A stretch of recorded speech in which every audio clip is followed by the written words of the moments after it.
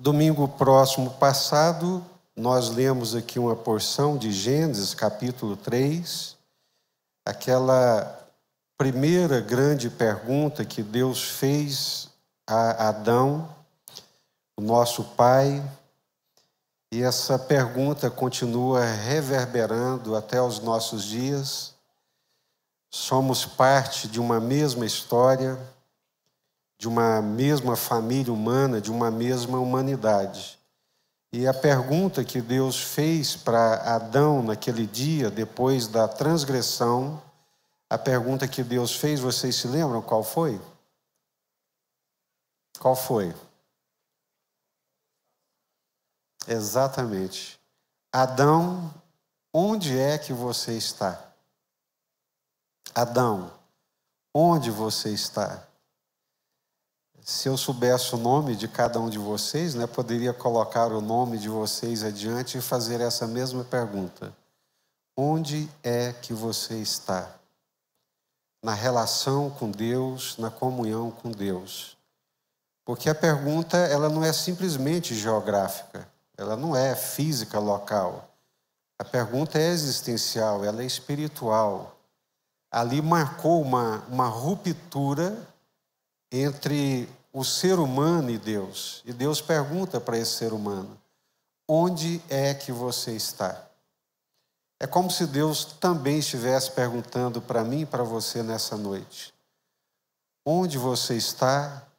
Como é que está o seu relacionamento com Deus? Como é que está a sua comunhão com Deus, a sua vivência com Deus?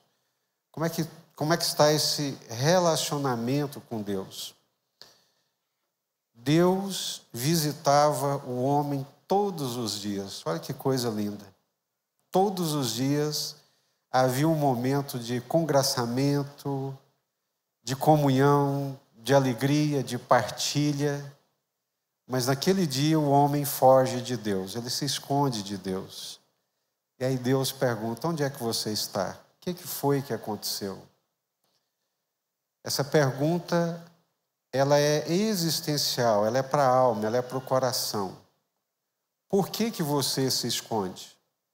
O que você fez que quebrou a relação de amor, de confiança? E agora você está tomado de medo e de desconfiança. Por quê? O que foi que aconteceu? Essa é a primeira grande pergunta da Bíblia. E hoje nós vamos ver aqui a segunda grande pergunta. A primeira qual que é? Onde você está? Onde estás? E vamos aqui, Gênesis capítulo 4. Adão teve relações com Eva, sua mulher. Ela ficou grávida e deu à luz Caim. Então ela disse, adquiri um varão com o auxílio do Senhor. Depois deu à luz Abel, irmão de Caim. Abel foi pastor de ovelhas e Caim foi agricultor. Aconteceu que, ao fim de um certo tempo, Caim trouxe do fruto da terra uma oferta ao Senhor. Abel, por sua vez, trouxe das primícias do seu rebanho e da gordura deste. O Senhor se agradou de Abel e de sua oferta, mas o Senhor não se agradou de Caim e de sua oferta. E Caim ficou muito irritado e fechou a cara. Outra versão diz que caiu-lhe o semblante. Então o Senhor lhe disse, por que você anda irritado e por que essa cara fechada? Se fizer o que é certo, não é verdade que você será aceito? Mas se não fizer o que é certo, eis que o pecado está à porta à sua espera. O desejo dele será contra você, mas é necessário que você o domine. Caim disse a Abel, seu irmão, vamos ao campo. Estando eles no campo, Caim se levantou contra Abel, o seu irmão, e o matou. O Senhor disse a Caim: onde está o teu irmão? Essa é a segunda grande pergunta da Bíblia. A primeira é: onde você está? A segunda é: onde está o teu irmão? Essa é a segunda grande pergunta. E a resposta dele foi: não sei. Mentira, não é? Por acaso sou eu o guardador, o tutor do meu irmão? E o Senhor lhe disse: o que foi que você fez? A voz do sangue do teu irmão clama da terra a mim. Agora você é maldito sobre a terra, cuja boca se abriu para receber da sua mão o sangue do seu irmão. Quando você cultivar o solo, ele não lhe dará a sua força. Você será fugitivo e errante pela terra. Então Caim disse ao Senhor: meu castigo é tão grande que não poderei suportá-lo. Eis que hoje me expulsas da face da terra e da tua presença terei de me esconder. Serei fugitivo e errante pela terra. Quem se encontrar comigo me matará. O Senhor, porém, lhe disse: não. Se alguém matar Caim, será vingado 7 vezes. E o Senhor pôs um sinal em Caim para que, se alguém viesse a encontrá-lo, não o matasse. Caim se retirou da presença do Senhor e habitou na terra de Nod, a leste do Éden. Vamos orar? Peçamos a Deus que fale aos nossos corações nessa noite.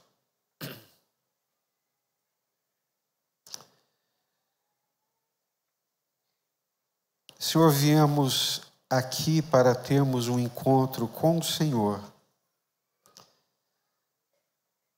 Esse encontro se dá espiritualmente, através de tudo que já temos recebido, mas também através da Tua palavra. Ela é como uma espada de 2 gumes que penetra no mais profundo do nosso coração. É isso que eu quero te suplicar, Senhor, apesar de nós, apesar de mim, que o Teu Espírito Santo seja poderoso nas nossas vidas e que cada um de nós possamos receber uma porção do Senhor que alimente o nosso coração. Livra-nos, Senhor, das perturbações, das inquietações, das distrações e, principalmente, livra-nos de Satanás roubar a compreensão da Tua palavra. É a nossa oração em nome do Senhor Jesus, Pai. Amém.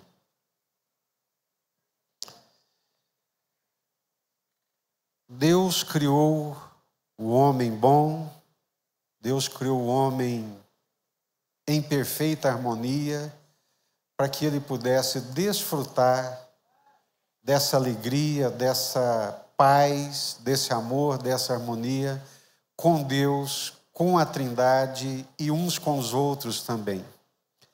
Esse é o propósito de Deus para nós, esse é o projeto de Deus para o ser humano, criado à imagem e à semelhança de Deus. Essas coisas que nós vivenciamos de malquerência, de rancores, de mágoas, de frustrações, de decepções uns com os outros, de traições, de decepções. Isso não foi o projeto original de Deus. Isso não foi o plano de Deus para nós. Não foi isso que Deus planejou. O que Deus planejou para nós, e nós já lemos isso aqui, estamos falando nisso quase todos os domingos, e é importante que eu repita para que fique gravado na nossa mente, o que Deus planejou para nós é que vivêssemos como Deus vivia em Trindade. O que Deus planejou para os nossos relacionamentos com meu pai, com minha mãe, com os meus irmãos, com os meus amigos, com a humanidade de um modo geral, o plano de Deus era que vivêssemos como o próprio Deus vivia e se relacionava em Trindade. E eu queria que você fizesse um rápido exercício aqui, né? Você consegue imaginar como que era esse relacionamento de Deus Pai, Deus Filho e Deus Espírito Santo? Como que era o relacionamento da Trindade, do Deus triuno? Como que era, como que é ainda hoje esse relacionamento? É um relacionamento pleno, é um relacionamento respeitoso, é um relacionamento amoroso, é um relacionamento harmonioso, é um relacionamento que traz plenitude de alegria para os três, Deus Pai, Deus Filho, Deus Espírito Santo. É um relacionamento pleno que traz alegria, harmonia, amor, regozijo uns com os outros. E foi isso que Deus planejou para nós. Agora, quando nós olhamos para a nossa realidade, aí nós vamos concluir que algo muito errado aconteceu conosco, não é? Nós nos estranhamos muito facilmente. Nós amamos e deixamos de amar por nada. Nós edificamos e destruímos o outro com muita facilidade. Há um mal que habita em nós. Há uma maldade inerente ao nosso ser que a única explicação que nós temos está aqui na palavra de Deus e é o que nós chamamos de queda. O homem tropeçou, o homem caiu quando pecou, quando transgrediu, quando se afastou de Deus, e isso maculou a humanidade inteira. Todos nós fomos maculados. E todos nós, numa altura da vida, nós vamos nos decepcionar. Uma hora nós somos decepcionados pelos nossos pais, que não correspondem por causa das suas limitações e da sua própria pecaminosidade, não conseguem, jamais conseguirão suprir as nossas expectativas.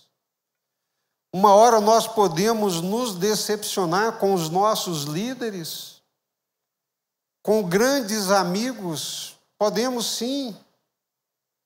Outra hora podemos ser frustrados, decepcionados, magoados por pessoas que prometeu nos amar a vida inteira e, de repente, essa pessoa nos magoa, nos trai.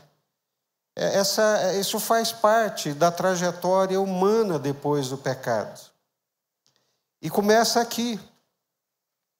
Depois que o homem, ele se separa de Deus, aparta de Deus, vive longe de Deus, ora, o que há de se esperar se ele não respeita Deus, se ele não ama Deus, se ele não se submete a Deus, se ele não caminha com Deus?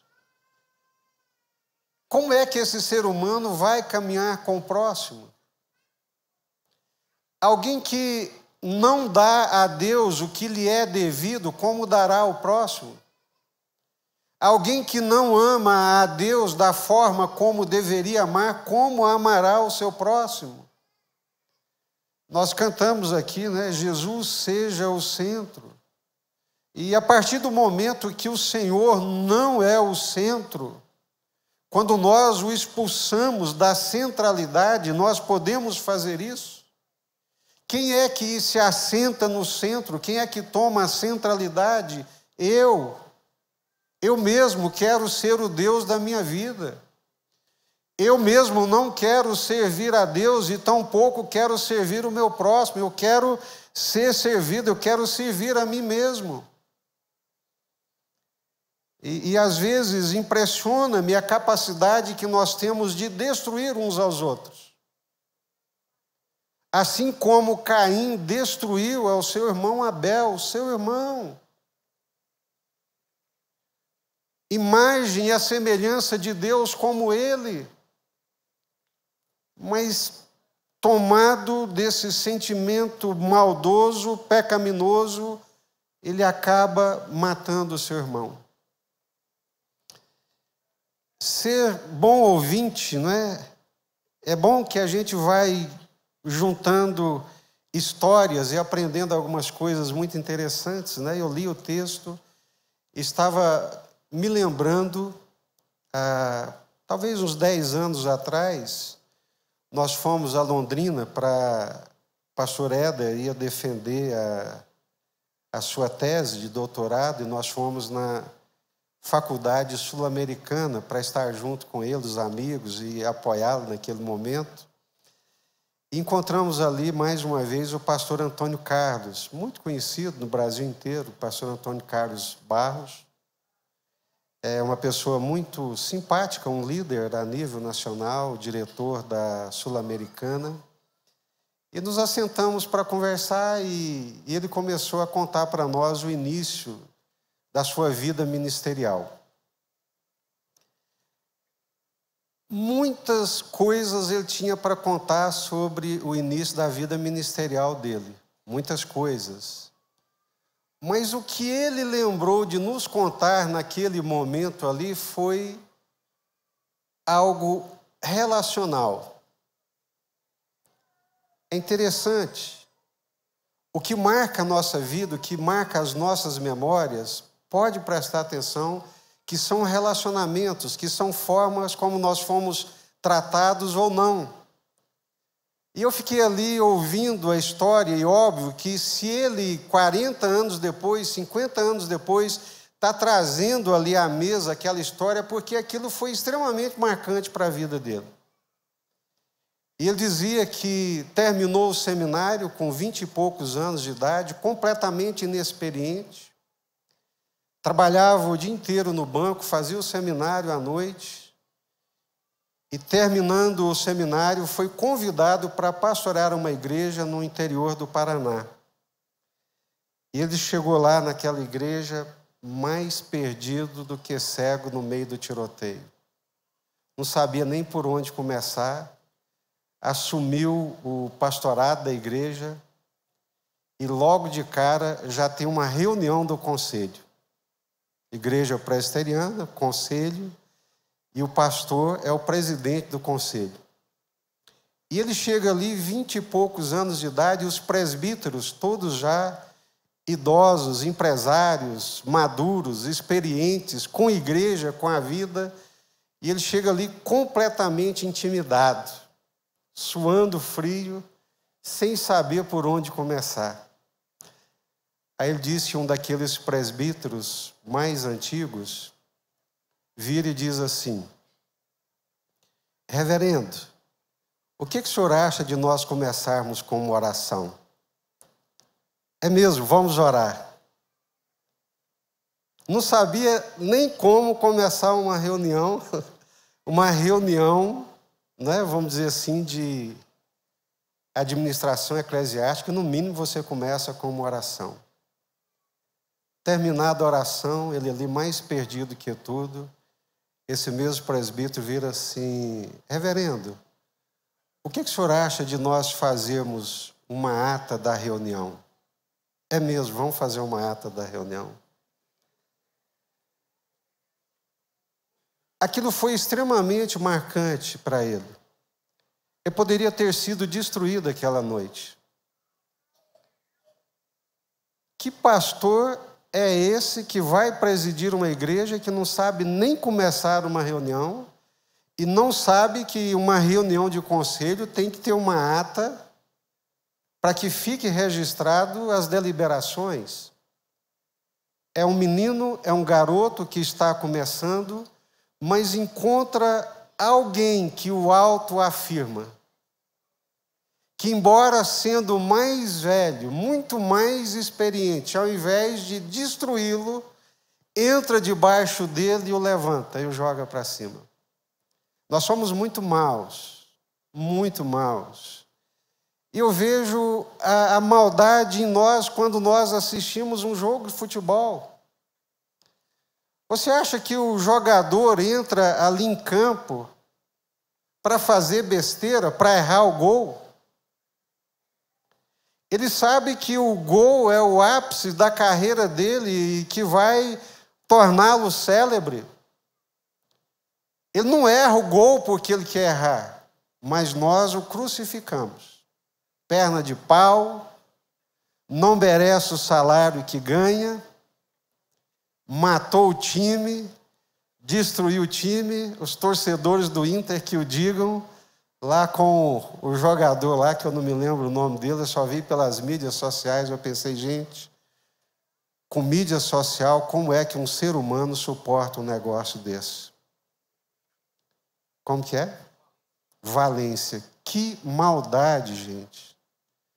Eu fico imaginando aquele sujeito abrindo ali as mídias sociais e vendo os comentários. O poder que tem a mídia social hoje, o quanto nós somos maus e quanto a nossa maldade ela veicula de forma destrutiva. Essa foi uma história boa do pastor Antônio Carlos. Depois, alguns anos depois, encontrei com outro pastor muito amigo, também já maduro, sobreviveu, está vivo no ministério, ele dizendo que começou o ministério da mesma forma, jovem, inexperiente, muito inseguro. E depois de um tempo ali na frente da igreja, o conselho o chamou. O conselho era formado por poucos presbíteros. Isso não acontece só na presbiteriana não, viu, gente? Acontece em todo lugar. Ele disse que naquela reunião do conselho, um dos presbíteros disse: eu não sei como que você pode ser pastor. Você não sabe nem pregar. Você é um péssimo pregador. Você é um pregador horroroso. Ele disse que não sabia se ele chorava. A vontade dele era largar tudo. Ainda bem que a esposa não estava presente, porque senão tinha acabado ali o ministério. Por que eles contaram essas duas histórias? Uma foi marcante porque alguém autoafirmou, porque alguém teve compaixão, porque alguém teve misericórdia, porque alguém deu crédito, estendeu a mão, pegou a mão e levantou, fala: eu vou te ajudar, vou te ensinar o caminho. Enquanto que o outro, sendo mais velho, mais experiente, mais anos de fé, ao invés de autoafirmar, ao invés de ajudar, ao invés de apoiar, ele massacra, ele destrói. E nós podemos fazer isso, nós podemos matar as pessoas. Nós podemos matar a fé das pessoas. Nós podemos matar as potencialidades das pessoas. Podemos. Um professor pode destruir um aluno. Um professor pode destruir.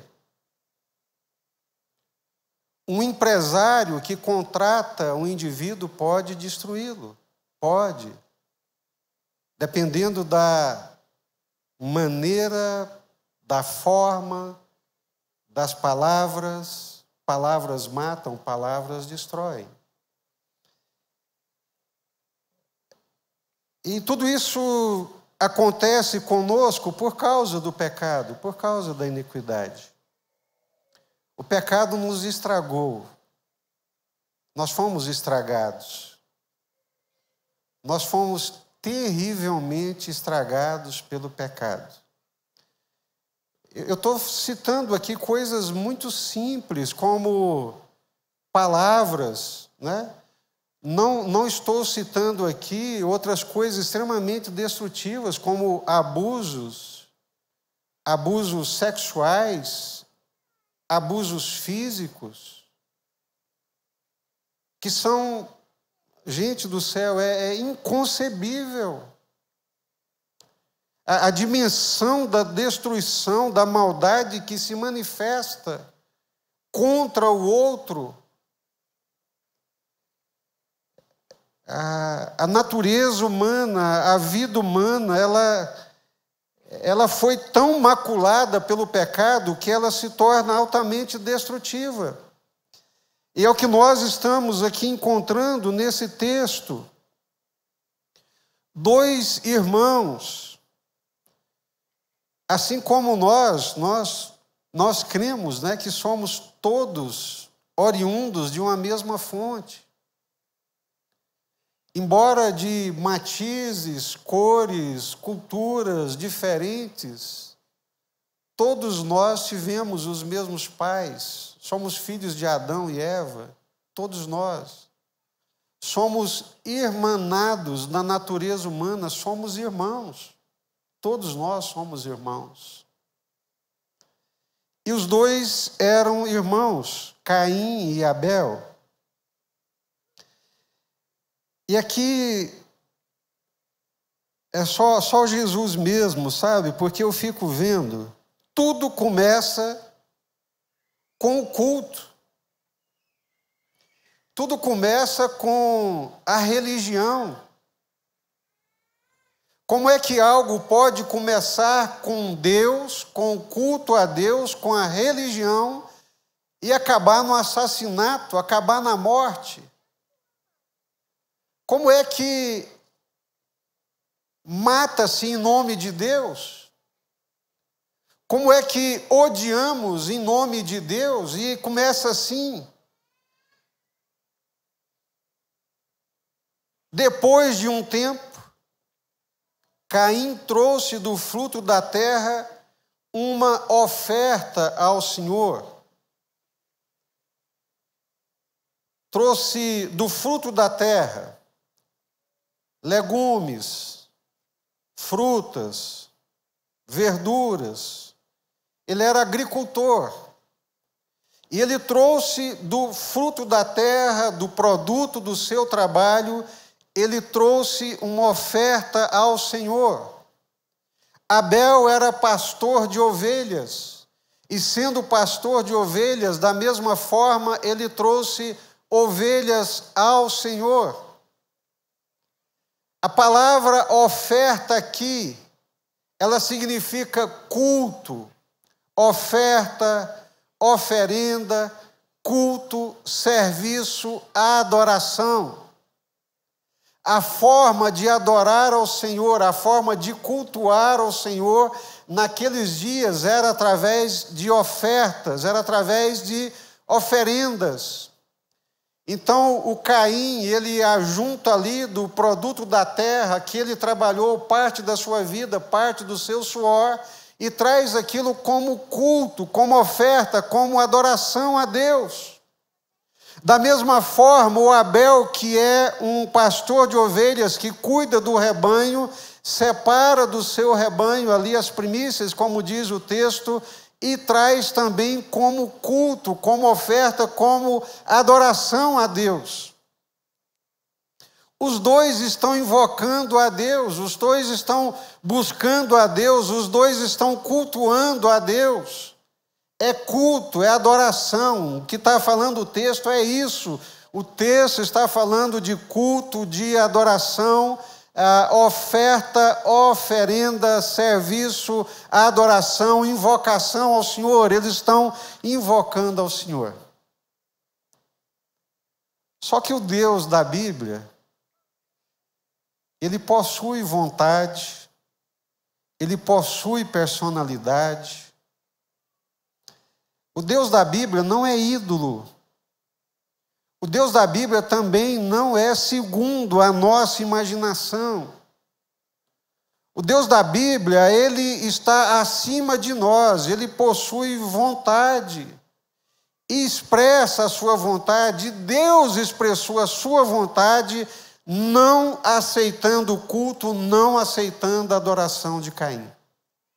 Deus rejeitou a adoração, Deus rejeitou o culto, Deus rejeitou a invocação do Caim. É impossível não pensar em nós aqui nessa noite. Eu abri a minha fala aqui dizendo o que nos trouxe aqui nessa noite. O que te trouxe aqui nessa noite? Aqui viestes, porque veio. E a resposta correta seria: eu vim para adorar a Deus. Eu vim para adorar ao Senhor. Essa é a expectativa correta, essa é a expectativa acertada. Você veio para isso? Ou você veio simplesmente porque está acostumado por um hábito religioso, mas nem pensou direito na motivação que o estava trazendo aqui?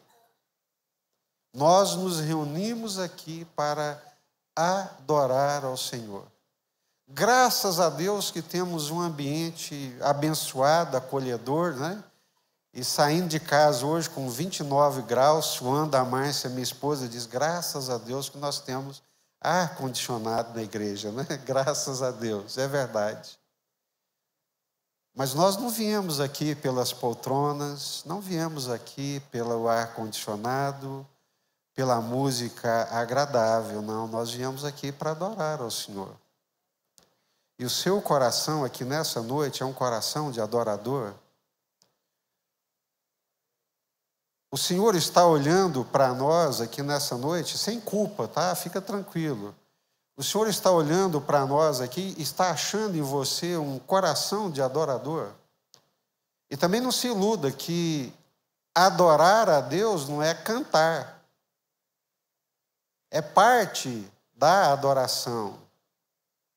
Mas adorar a Deus, adoração a Deus, expressão de adoração, é muito mais do que o louvor, é muito mais do que o cântico, que é um estado do coração, é um estado da alma, é a motivação do coração. Qual é a motivação do seu coração? Por que Deus não aceitou a adoração do Caim? Por que Deus rejeitou o culto, a adoração do Caim? E por que Deus aceitou a do Abel? Vamos ver o texto? Melhor o texto, né? Olha só. Versículo 4. O Senhor se agradou de Abel e, consequentemente, da sua oferta. Deus aceitou a oferta do Abel porque, primeiro, Abel era agradável ao Senhor. Percebe aí a ordem, a sequência? Agradou-se o Senhor de Abel e da sua oferta. Hoje de manhã nós falamos aqui na escola dominical sobre ser agradável a Deus. Por outro lado, o texto está dizendo, mas de Caim e, consequentemente, da sua oferta não se agradou. O Caim não era agradável ao Senhor. E por que o Caim não era agradável ao Senhor? 1 João vai dizer que Caim era mau. O coração dele era ruim. Ele era do maligno e por isso matou o seu irmão.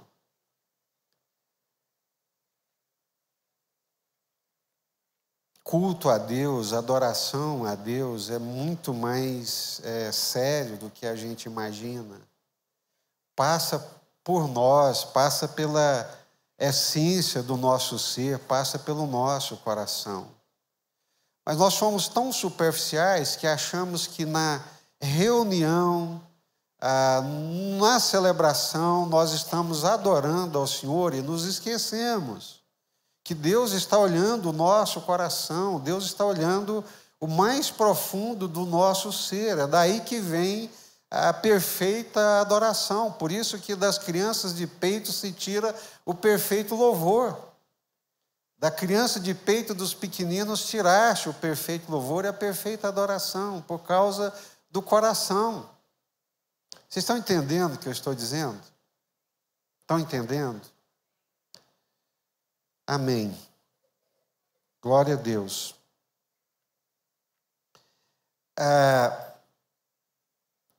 Jesus é o exemplo do verdadeiro adorador.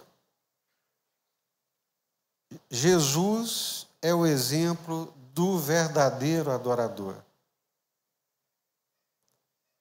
Jesus vira para Deus e diz assim: Pai, glorifica o teu nome. E o pai responde: meu filho, já o tenho glorificado. Pai, exalta o teu nome, glorifica o teu nome através da minha vida. E o pai responde: filho, já o tenho glorificado. Jesus adora a Deus e é modelo de adoração a Deus por causa da obediência.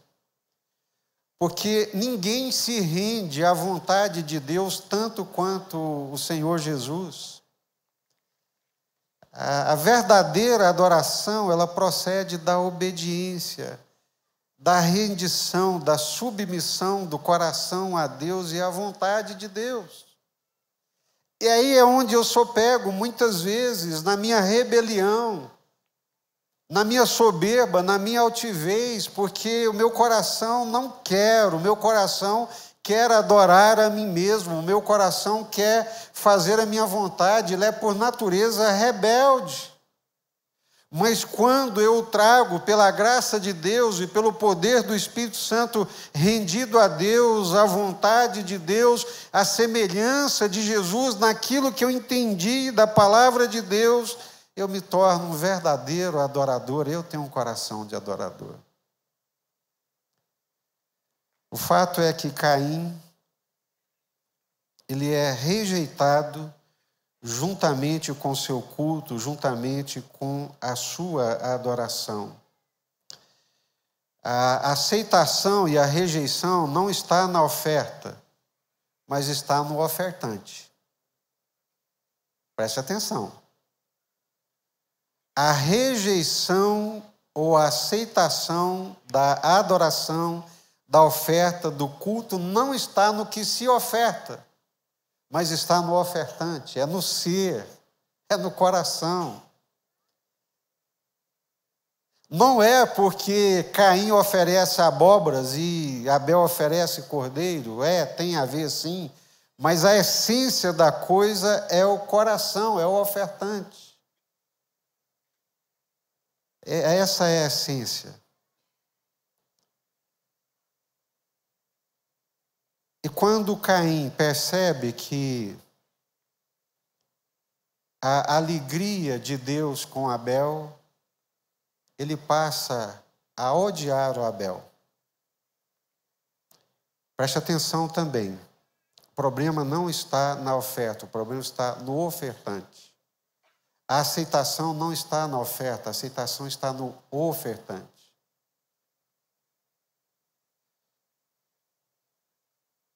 Quando Deus rejeita o Caim, o que acontece? Ele odeia o Abel. Todas as vezes que eu odeio alguém, todas as vezes que eu odeio o meu irmão, todas as vezes que eu odeio o meu próximo, na verdade eu estou odiando Deus. É uma manifestação de ódio contra Deus. Quando eu odeio alguém, quando eu rejeito alguém, quando eu desprezo alguém, quando eu mato alguém, moralmente, fisicamente, emocionalmente, é uma manifestação do meu ódio contra Deus, porque não posso fazer nada contra Deus, aí eu faço contra o objeto do seu amor. Olha só. Percebe? Quando eu guardo ódio no meu coração, rejeição, desprezo por alguém, na verdade isso é uma manifestação não contra aquela pessoa, mas contra o próprio Deus. E eu fiquei pensando nisso também, né? Tem algumas coisas que marcam a vida da gente. Eu me lembro quando eu fui para a escola, os meus irmãos mais velhos já estavam na escola, já sabiam ler e escrever. E quando eu, pequenininho, né, fui para a escola, bonitinho, e fui, graças a Deus, aprendi a ler muito rapidamente, e minha mãe ficava assim com os olhos brilhando, né? Trazia receita, bula de remédio para eu poder ler para ela, era analfabeta, e eu lia, e ela ficava feliz, e eu era um péssimo desenhista, até hoje. E um dia eu peguei meu caderninho, 6 anos de idade, desenhei uma casa, feia que vocês nem imaginam tanto, né? Casa quadradona, janelona, aquela coisa feia. E levei para minha mãe e mostrei. Minha mãe, nossa, meu filho, mas que casa linda. E eu fiquei todo orgulhoso, né? Mas que casa linda, filho, que você fez, né? Eu guardei o caderninho, depois, mais tarde, eu voltei lá no caderno, abri o caderno lá na casa, estava escrito na casa lá, casa desgraçada, casa filha, pim, casa não sei o que mais. Meu irmão viu o amor da minha mãe, os elogios da minha mãe, foi lá e escreveu na minha casa, essa casa desgraçada, casa filha, casa... Mãe! Eu não podia fazer nada contra minha mãe, que ele ia tomar umas porradas, né? Mas ele fez contra quem? Contra mim. Ou seja, o amor e o apreço da minha mãe, que era tanto para mim quanto para ele, o machucou. Assim somos nós. Assim foi Caim. A alegria de Deus, a bênção de Deus na vida do Caim, do Abel, perdão, encheu Caim de ódio, de rancor e de amargura. Meu Deus do céu. Jesus elogiou o seu irmão por ver o brilho de Deus, da graça de Deus, a bênção de Deus, o favor de Deus sobre o Abel. Ao invés de se alegrar e buscar a mesma coisa para ele, se arrepender, ele não suportou a graça de Deus na vida do seu irmão e por isso o destruiu. Inveja, ódio, inveja amargurada, uma escalada de sentimentos que desembocaram num homicídio, transformando Caim, criado à imagem e semelhança de Deus, no primeiro homicida sobre a face da terra. Onde é que está o teu irmão? Onde é que está? Caim, onde é que está o teu irmão? E mais uma vez, ao invés de se arrepender, de reconhecer os maus desejos do seu coração, ele mente para Deus. Prefere fugir da presença de Deus, viver longe de Deus, do que reconhecer a dureza e a maldade do seu coração. Vamos encerrar aqui Mateus capítulo 5, palavra do Senhor Jesus.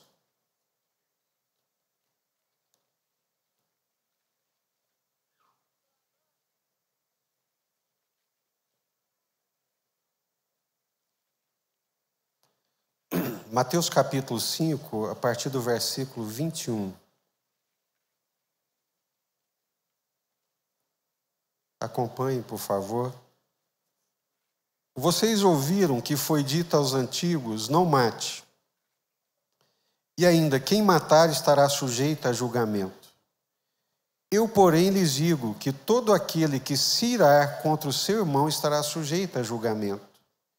E quem insultar o seu irmão estará sujeito a julgamento do tribunal. E quem o chamar de tolo estará sujeito ao inferno de fogo. Portanto, se você estiver trazendo a sua oferta ao altar, o que é oferta ao altar? É culto, é adoração. Portanto, se você estiver vindo adorar, trazer a sua oferenda, o seu culto, a sua adoração, e lá se lembrar que o seu irmão tem alguma coisa contra você, deixe diante do altar a sua oferta e vá primeiro reconciliar-se com o seu irmão, e então volte e faça a sua oferta. Isso é muito forte, é muito pesado, né? Mas é isso. Jesus não alivia, não.